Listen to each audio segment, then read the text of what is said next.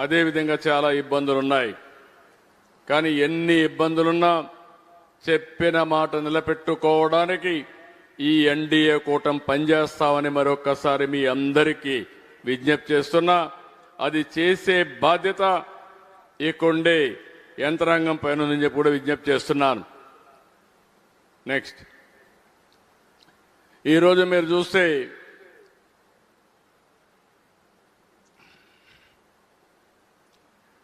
June 4వ తారీఖున 2024 దేశంలోనే అన్ప్రెసిడెంటెడ్ మ్యాండేట్ ఇచ్చారు. 94% స్ట్రైక్ రేట్. ఇంకో పక్క మీరు చూస్తే ఎన్డీఏ ప్రభుత్వం పైన ఒక నమ్మకం, ఒక విశ్వాసంతో ఓట్లేశారు. ఆ రోజు మేము ఎన్నికల్లో చెప్పాం, సూపర్ 6 చెప్పాం, ఎలక్షన్ మేనిఫెస్టో ఇచ్చాం. ఈ రెండు కూడా ఎప్పటికప్పుడు సమీక్ష చేసుకుంటూ అధికార యంత్రాంగం కూడా గుర్తుపెట్టుకోవాల్సింది, ఈరోజు ప్రజాస్వామ్యంలో ప్రభుత్వాలు కొన్ని హామీలు ఇచ్చి వస్తాం.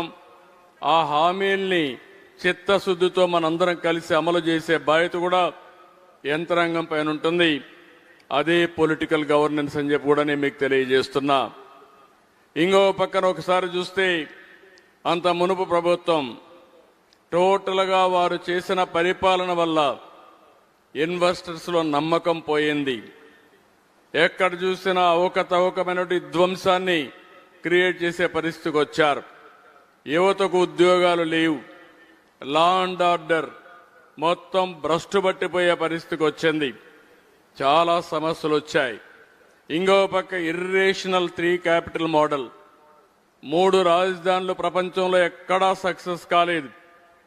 అలాంటి సిద్ధాంతాన్ని తీసుకొచ్చి 5 సంవత్సరాలు 3 ముక్కలాటాడి కడాన రాష్ట్రానికి క్యాపిటల్ లేకుండా చేసే పరిస్థితికి వచ్చారు.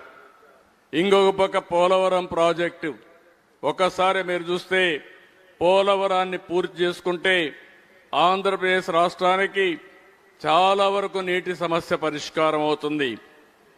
దక్షిణ భారతదేశంలో ఎక్కువ నీటి వనరులుండే రాష్ట్రం ఆంధ్రప్రదేశ్ రాష్ట్రం. దానికి కారణం గోదావరి నది.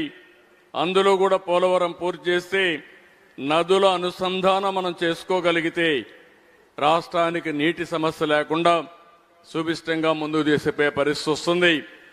అలాంటి పోలవరం ప్రాజెక్ట్ని డయాఫామ్ వాల్ మీరు చూశారు, పూర్తిగా కొలాప్స్ అయిపోయే పరిస్థితికి వచ్చింది.